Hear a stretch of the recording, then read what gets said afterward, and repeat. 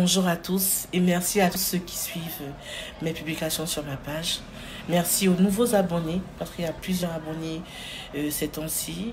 Et merci à tous ceux qui m'envoient, n'est-ce pas, des messages d'encouragement, des messages vraiment qui font chaud au cœur. Je remercie aussi tous ceux qui viennent me voir au bureau et qui m'envoient aussi des cadeaux. Soyez bénis abondamment. Aujourd'hui, j'ai un autre message, un message encore spirituel, un message où on va apprendre beaucoup de choses. Et le titre de cette vidéo, c'est « Les secrets spirituels des plantes, des pierres, des parfums ». Oui, alors, les secrets spirituels des plantes, des encens, des pierres et des parfums. Vous savez, chaque élément qui existe sur cette terre a des vertus physiques comme des vertus spirituelles. Il n'y a rien qui est placé ici par hasard. Dieu a mis en chaque élément les vertus physiques et les vertus spirituelles. Et chaque élément a un corps physique et un corps spirituel. La terre a son corps physique, la terre a son corps spirituel. Voilà pourquoi on parle d'une autre dimension. Voilà pourquoi on parle de plusieurs dimensions. Parce que même les éléments, tout ce que vous avez, tout ce que vous voyez, tout ce que vous touchez sur cette terre a plusieurs corps. Il y a le plan, il y a le corps physique et il y a le corps spirituel. Vous allez voir que quand il y a une maladie, il y a son remède. Oui, parce que toutes les maladies qui existent sur la terre, je dis bien sur la terre, pas sur Mars, pas sur Neptune et tout, toute maladie, que ce soit maladie physique comme maladie spirituelle, qui existe ici sur notre planète-là, a son antidote. Oui. Et si il y a par exemple une maladie qu'on dit incurable, déjà parce qu'il faut qu'on sache qu'aucune maladie n'est incurable. Si une maladie est dite incurable, c'est parce qu'on n'a pas encore trouvé son remède. Mais ça ne veut pas dire qu'il n'y a pas de remède. Même le sida, on a trouvé son remède. Mais vous savez, après, la personne a été tuée et tout. Chaque maladie sur cette terre a son remède quelque part. La nature regorge de tout ce que nous avons besoin pour vivre, pour se nourrir, pour se vêtir, pour guérir physiquement comme spirituellement. Tout est dans la nature. Dieu a mis dans la nature tout ce dont nous avons besoin. Et si aujourd'hui, comme je disais, on souffre d'une maladie qu'on n'arrive pas à soigner, c'est parce qu'on n'a pas trouvé la composition des éléments essentiels, par exemple, pour pouvoir créer, n'est-ce pas, le remède pour telle maladie. Et il y a un grand philosophe qui disait, Socrate, qui disait, Platon, pardon, qui a dit, on ne peut pas chercher à guérir les maux, les maladies du corps sans chercher à guérir les maladies de l'âme. Parce que tout est lié. Tu ne peux pas chercher à guérir la maladie physiquement sans la guérir spirituellement. Le corps et l'âme sont liés. Voilà pourquoi est-ce qu'on ne peut pas guérir, n'est-ce pas, l'un sans l'autre. Et les guérisseurs d'avant, les guérisseurs traditionnels, quand on partait les voir, ils guérissent le corps physique avec des plantes et tout, mais ils guérissent aussi la maladie du corps spirituel. Parce que bien avant que la maladie soit effective dans le corps physique, elle est déjà effective dans le corps spirituel. Ça veut dire que tout commence dans l'invisible avant de se faire voir dans le visible. Une personne qui n'est pas encore malade physiquement, avant que la maladie vienne, déjà dans l'autre plan, elle est déjà malade. Voilà pourquoi est-ce que quand on guérit, on doit guérir les deux. Mon premier point, ce sont les plantes. Vous savez tous qu'on utilise des plantes pour se nourrir, pour se soigner, même pour se vêtir.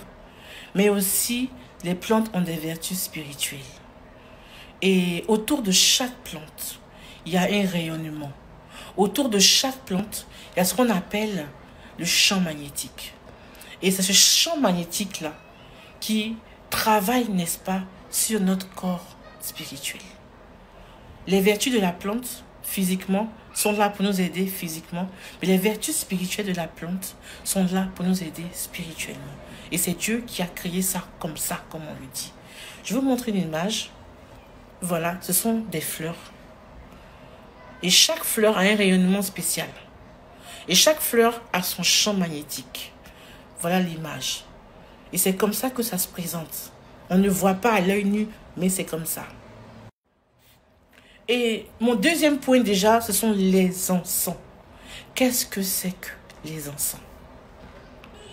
Il y a certaines personnes, quand on les parle d'encens, tout de suite, ils ont peur.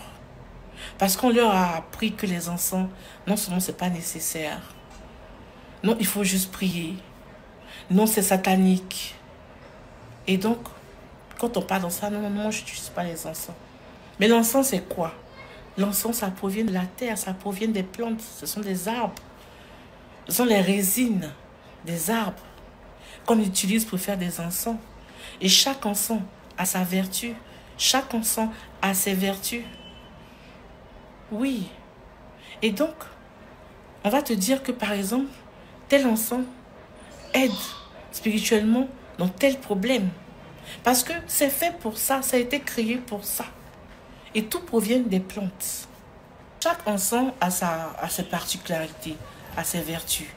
Il y a des encens qui repoussent les entités négatives, les démons, les coques spirituelles, les larves spirituelles. Et il y a des encens qui attirent les anges pendant la prière. Il y a des encens qui prédisposent l'élévation spirituelle pendant la prière. Il y a des encens qui nettoient, purifient l'atmosphère spirituelle de la maison. Mais il y a des encens aussi qui attirent des démons.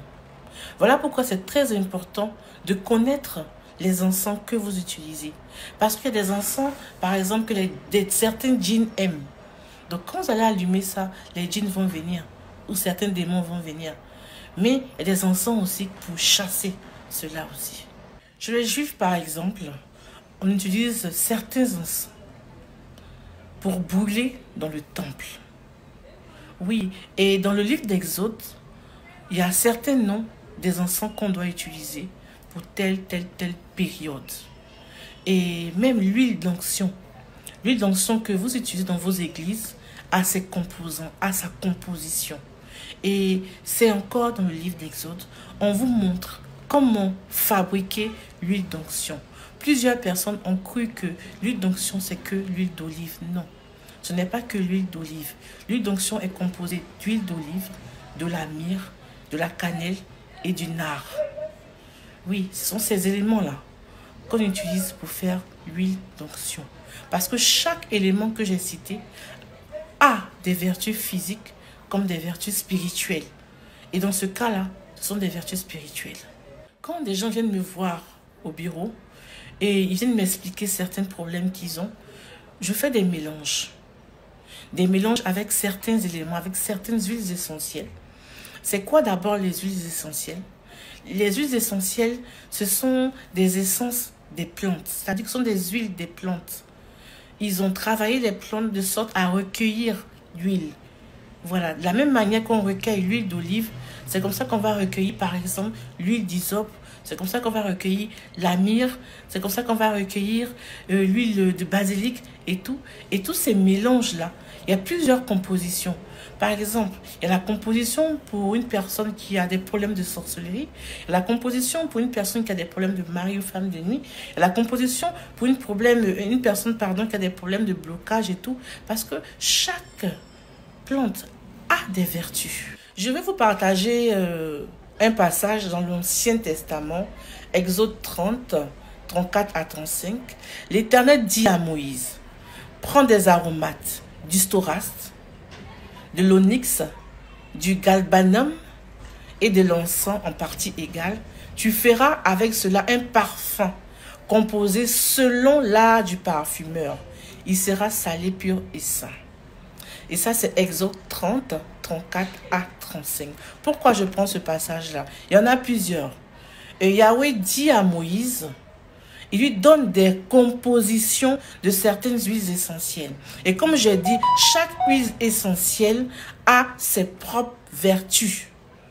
Et donc, quand on les mélange, ça crée aussi, comme on dit, un remède pour une chose bien précise. Voilà pourquoi est-ce qu'on fait des mélanges d'huiles essentielles. La même manière qu'on va utiliser, par exemple, telle feuille pour pouvoir guérir telle maladie, c'est comme ça aussi, on utilise telle huiles essentielles qu'on mélange pour pouvoir guérir telle maladie spirituelle. Vous comprenez? Et dans le livre d'Exode, par exemple, il y a plusieurs compositions. Comme je viens de parler de l'huile d'onction. Et on a parlé d'une pierre très importante qui est l'onyx. Faites des recherches sur l'onyx. En même temps, ça m'envoie au prochain point qui est les pierres précieuses.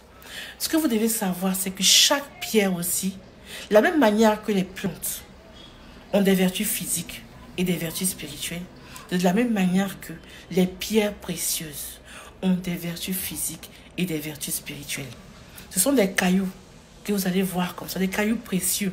Mais ils ne sont pas là par hasard. Ils sont là parce qu'ils ont des vertus. Alors, quand on parle de pierre, on parle de lithothérapie. C'est un terme qui vient du grec. Ça dit lithos, qui signifie pierre, et thérapie, qui signifie thérapie. Donc, lithothérapie, c'est une technique qu'on utilise pour pouvoir soigner, donner des soins avec des pierres. Parce que les pierres que vous voyez, chaque pierre a des vertus physiques comme spirituelles. On utilise des pierres pour soigner le corps physique, certaines maladies. On utilise aussi des mêmes pierres pour pouvoir soigner aussi le corps spirituel. Voilà. Et donc, chaque pierre qu'on utilise, qu'on voit, a ses vertus. C'est vrai que nous, les femmes, on aime bien porter des bijoux. On aime bien les pierres précieuses parce qu'on croit que c'est juste pour orner, juste parce que ça fait beau, juste parce que c'est joli, juste parce que j'adore l'émeraude, parce que j'adore cette pierre. Oui, c'est très bien. Mais est-ce que vous savez que chaque pierre que vous portez a des vertus? Alors, chaque pierre a son énergie. Chaque pierre a son propre champ magnétique. Et j'ai toujours dit ici, quand on parle de spiritualité, on parle en termes fréquence, énergie et vibration. Chaque pierre a son taux vibratoire. Chaque pierre a ses vertus. Vous savez, les attaques spirituelles, quand on parle d'attaques spirituelles, comment ça se transmet? Il y a ce qu'on appelle l'émetteur, il y a le récepteur. Toute attaque spirituelle se fait comme cela. Oui, ça se transmet par des ondes. Quand un sorcier, même au village, là, il va attaquer quelqu'un, mais qui est aux États-Unis, en France, c'est par des ondes aussi qui transmet des choses. Vous pouvez être assis là quelque part à un funérail. Le sorcier va te fixer. Tu vas rien voir dedans, mais il te transmet des ondes. Vrai ou faux? C'est comme ça que ça se passe. C'est des choses qu'on ne voit pas à l'œil nu. Et certaines pierres-là ont la capacité nécessaire de pouvoir absorber, de pouvoir neutraliser toutes ces ondes négatives-là qui viennent vers vous. En fait, ce n'est pas la sorcellerie. C'est comme ça que ces pierres-là ont été créées pour précisément cet objectif-là. Alors, utiliser ces pierres pour leurs vertus naturelles qu'elles ont n'est pas la sorcellerie, n'est pas le satanisme, n'est pas je ne sais pas quoi. Elles ont des vertus que Dieu leur a données pour ce genre de cas. Parce que tout ce qui se fait en spiritualité se fait avec des ondes. Et ces pierres-là ont un rayonnement pour ça. Voilà comment ça fonctionne. Je vais vous donner un enseignement physique qu'on a appris à l'école, mais on est passé à côté. Aujourd'hui, la spiritualité, c'est mathématique, c'est physique. Tout ce que je vous dis là, c'est physique. La pierre a un taux vibratoire et chaque pierre précieuse a un taux vibratoire. Et donc, quand une personne va porter une pierre, cette pierre-là, qui transmet des informations vibratoires, va transmettre au corps de la personne des informations vibratoires. Et va transmettre aux cellules des informations vibratoires qui vont permettre, n'est-ce pas, de purifier d'abord énergétiquement, de régénérer, de restaurer les cellules. Si par exemple une cellule ne va pas bien, la pierre a dit que le taux vibratoire de cette pierre-là va soigner, n'est-ce pas, le corps, physique comme spirituel. Voilà comment la pierre travaille. Parce que la pierre est chargée. Oui, la pierre est chargée énergétiquement. Et elle est là pour soigner, équilibrer tout ce qui est déséquilibré dans le corps. Alors, je vais prendre l'exemple de certaines pierres. Déjà, le rubis. Le rubis est une pierre rouge. Et tout ce qui est pierre rouge ont les mêmes vertus. Toutes les pierres rouges ont les mêmes vertus. Et le rubis, qu'est-ce que le rubis va faire? Le rubis est utilisé en lithothérapie, n'est-ce pas, pour soigner la circulation sanguine. Tout ce qui est problème de varices, problème de cicatrisation, problème de cœur, hypertension. Oui, le rubis est utilisé pour ça. Mais certaines personnes portent le rubis sans savoir que voici les vertus physiques du rubis. Le rubis soigne. Et spirituellement aussi, le rubis soigne. Spirituellement, le rubis favorise la réussite, favorise le bonheur, favorise l'élévation spirituelle et favorise une forte intuition. Quand on porte le rubis, on se lève spirituellement. Et on fait même des rêves prémonitoires. Et ça, c'est très, très, très important de le savoir. Je veux parler de la tourmaline noire. C'est une pierre vraiment qui a d'énormes capacités spirituelles. Et cette pierre-là, il faut que je vous explique. Non seulement elle soigne physiquement de plusieurs maladies, mais spirituellement, c'est une bombe. Parce que pendant qu'on vous envoie, par exemple, des ondes négatives, qu'est-ce que la tourmaline noire va faire quand vous portez bien sûr la pierre? Elle va s'emparer de toutes ces ondes-là, les absorber, les neutraliser et les détruire. Et elle les fait tomber dans la terre. Voilà. Vous savez, souvent on parle de paratonnerre. Quand la foudre vient, il y a des choses qu'on met et puis après on voit que ça évite la foudre. La tourmaline est comme ça. Si on vous envoyait une onde négative très forte, la tourmaline absorbe ça et puis neutralise. Voilà pourquoi c'est très, très, très, très important de porter même la tourmaline noire. Vous savez, on vit dans un monde aujourd'hui où on a beaucoup d'appareils électroménagers. La télévision, le four à micro-ondes, on a encore la gazinière électrique, le frigo, la climatisation et tout. Et tout ça, ça nous tue à petit feu. Parce qu'il y a certaines zones qui sortent de là et ça crée des cellules cancéreuses. Même aujourd'hui, le Wi-Fi, la 4G, la 5G et toutes ces antennes relais là qu'on place en haut sur les dalles des maisons, qu'on place un peu partout, ça crée des cellules cancérogènes dans notre corps sans le savoir. On absorbe des choses. Et la tourmaline noire absorbe toutes ces énergies-là. Tout ce qu'il y a comme électromagnétique. La tourmaline noire, c'est son travail, ça absorbe toutes ces énergies-là. Quand vous portez cette pierre ou même la déposez dans votre maison. Vous allez voir souvent des hommes de Dieu, que ce soit des prêtres, des pasteurs, des évêques, des imams qui portent des pierres, des bagues. Et quand vous voyez, vous dites, oh, ça c'est sorcellerie, oh, ça c'est ton nom. Il y a des pierres qui neutralisent beaucoup de choses. Parce qu'eux-mêmes, ils reçoivent beaucoup de gens. Ils reçoivent beaucoup de gens. Des gens viennent même chercher à les attaquer avec des différentes zones assez bizarres. Et il y a certaines pierres qu'ils portent pour pouvoir neutraliser tout cela. Je veux parler aussi de l'émeraude. Parce que toutes ces pierres-là sont même des pierres qui ont été utilisées pour bâtir le temple à Jérusalem. Parce que les Juifs connaissent les vertus de chaque pierre. Oui, on l'utilise. Il y a des pierres qu'on met en sous-bassement pour pouvoir construire des temples, pour pouvoir construire des maisons. Comme la tourmaline noire, on la met en sous-bassement quand on veut construire une maison. Il y a certaines personnes qui connaissent ces secrets spirituels-là. Par rapport à la tourmaline, si vous voulez, il y a beaucoup de choses que je n'ai pas encore dit. Vous savez, comme je disais, tous les grands édifices ont des pierres précieuses en fondation.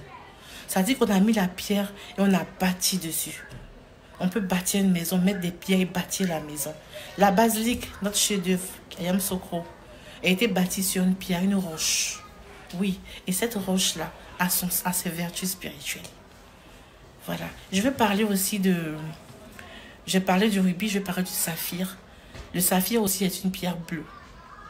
Et tout ce qu'il y a comme bleu, c'est l'eau. Et donc, ça développe l'intuition. Ça développe tout ce qui est élévation spirituelle. Et aussi, ça permet de détruire tout ce qui est mauvais œil. Voilà pourquoi est-ce que vous allez voir que beaucoup d'Arabes aiment porter le saphir. ça crée une sorte de protection électromagnétique autour de vous. Et aussi, il y a l'émeraude. L'émeraude, par contre, elle favorise la fertilité. Une personne qui a du mal à enfanter, qui porte l'émeraude. Parce que le taux vibratoire de l'émeraude, c'est la fécondité. Oui, et ces informations vont directement au niveau de l'appareil génital de l'homme ou de la femme. Et ça crée, ça nettoie un peu tout ce qui permettait l'infertilité. Donc l'émeraude est très adapté pour les problèmes de fertilité. Maintenant, il y a la métisse. La métisse qui est une pierre violette. Elle protège contre tous les mauvais sorts, contre toutes les personnes maléfiques. Et il y a souvent la métisse qu'on gratte la poudre de la métisse qu'on mélange avec le sel pour pouvoir se laver. C'est très bon. Il y a l'œil de tigre. L'œil de tigre est une pierre marron assez brillante, souvent un peu de jaune à l'intérieur, or. Et l'œil de tigre est une pierre qui a un rayonnement assez fort, un champ vibratoire très fort.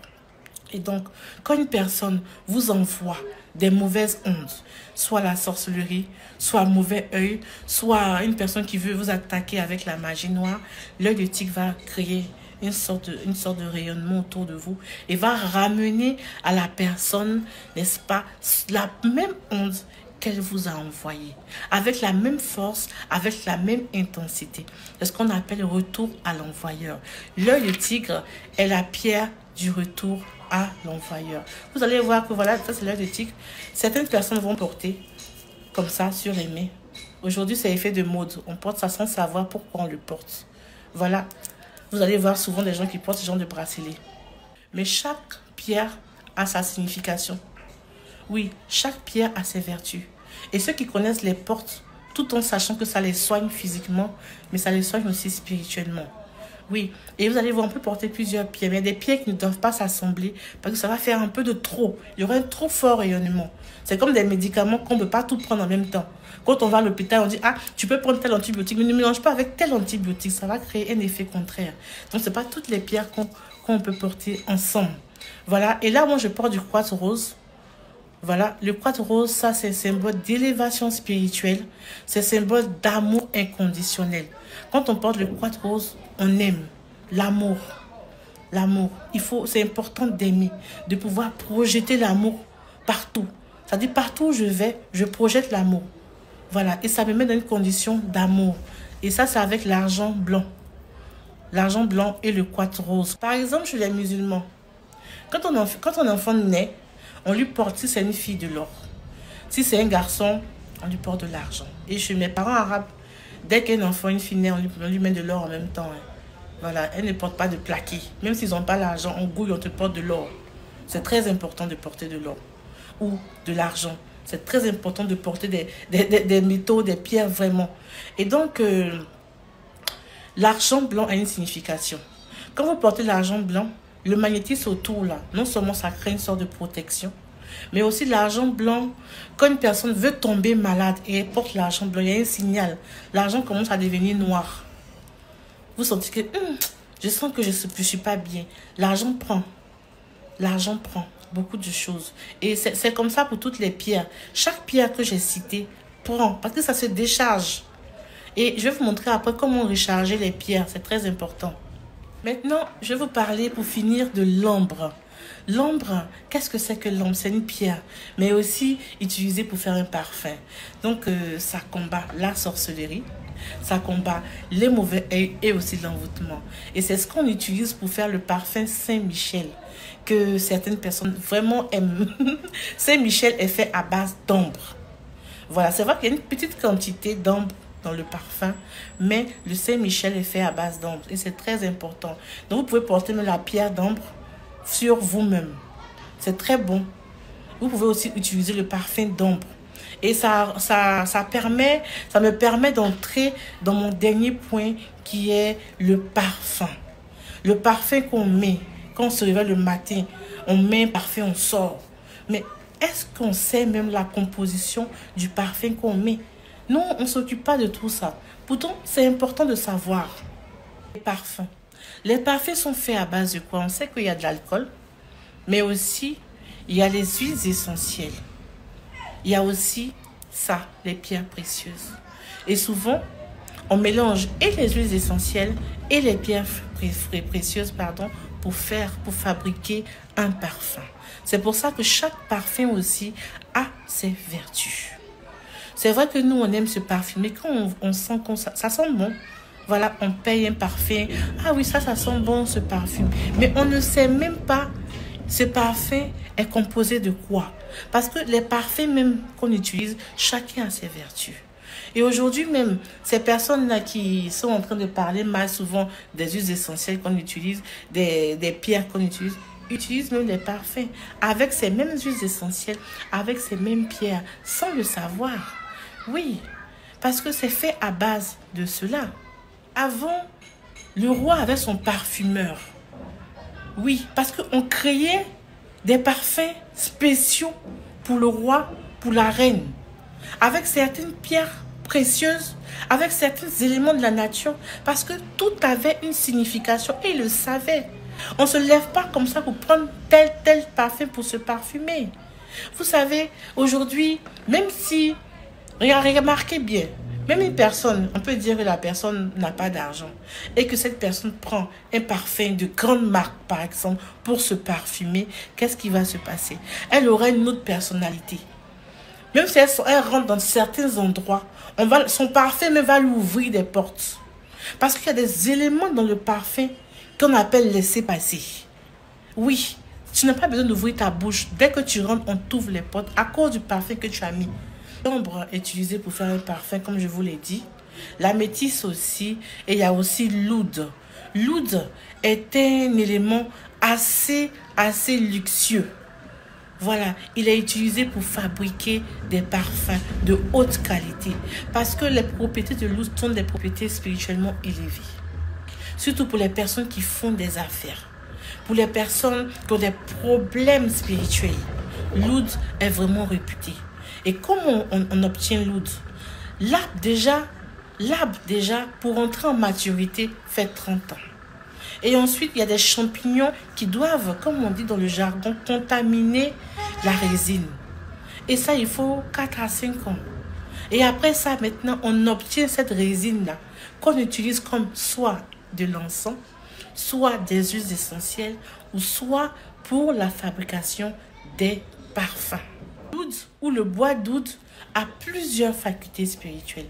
On met même juste une petite goutte même dans peut-être une grande quantité pour pouvoir fabriquer les parfums. Voilà pourquoi vous allez voir, il y a des parfums d'oud qui coûtent 20 000, 25 000, 30 000. Mais les parfums qui contiennent plus d'oud sont environ minimum à 100 000. Et au moins 100 000, 200 000, 300 000.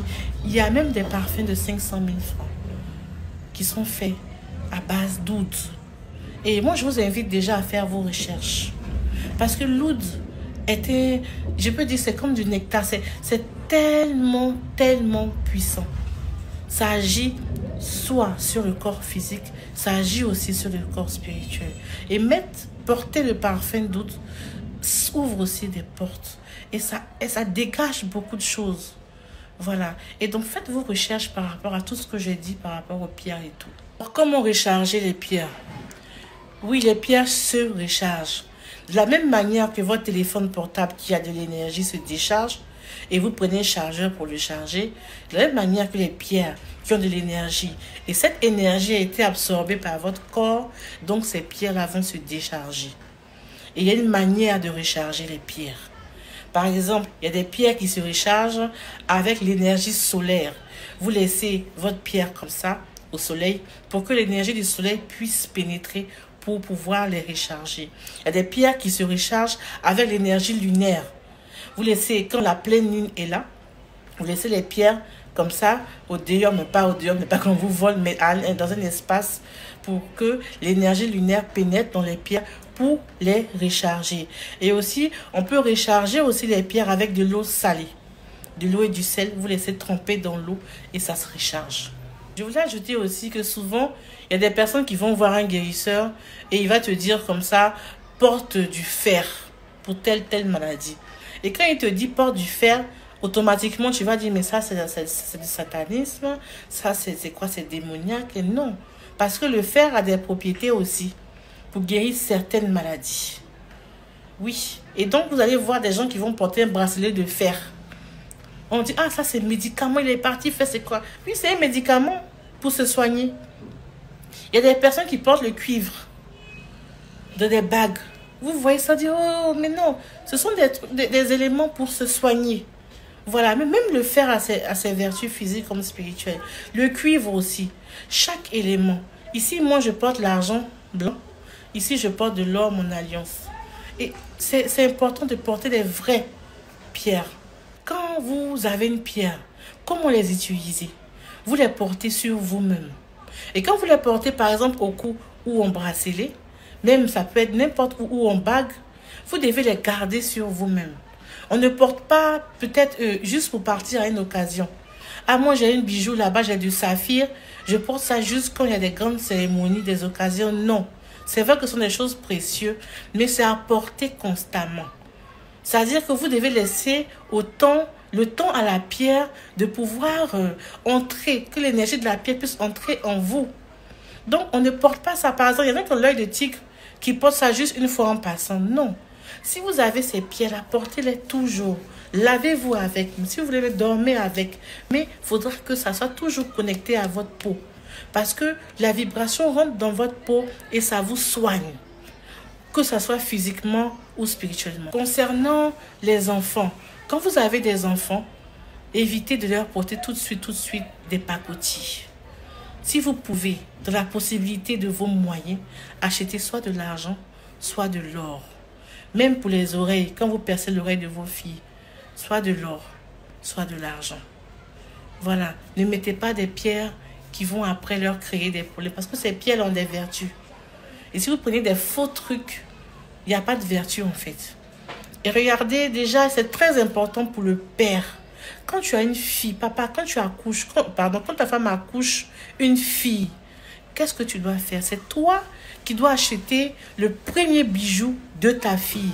Soit c'est de l'or, soit c'est de l'argent, mais c'est toi le père qui dois acheter ça pour ta fille quand elle vient au monde. C'est un truc symbolique assez important. Maman, quand ton fils vient au monde, achète-lui un bijou, aimez-lui. Alors pour conclure, aujourd'hui j'ai parlé de plusieurs éléments. Les encens, les pierres, les huiles essentielles et les parfums. Il y a beaucoup à dire sur le sujet, mais j'ai voulu être brève. Et sachez que tous ces éléments-là sont, n'est-ce pas, sur toute la surface de la terre. Et Dieu les a mis là pour nous aider, d'abord pour nous nourrir, pour nous vêtir, pour nous soigner, pour nous aider dans l'élévation spirituelle et pour nous aider aussi à lutter contre certaines choses qui sont assez néfastes pour nous. Ce n'est pas satanique de les utiliser. Ce n'est pas démoniaque de les utiliser. Voilà, parce que c'est Dieu qui a permis cela et qui a mis ça pour nous. Alors, je vous encourage à utiliser et les pierres, et les encens, et les huiles essentielles, et les parfums, tout en sachant la signification de chaque élément. Alors, nous traitons certains cas spirituels avec des huiles essentielles, avec des encens, avec du jeûne et la prière. Voilà, et aussi pour les pierres.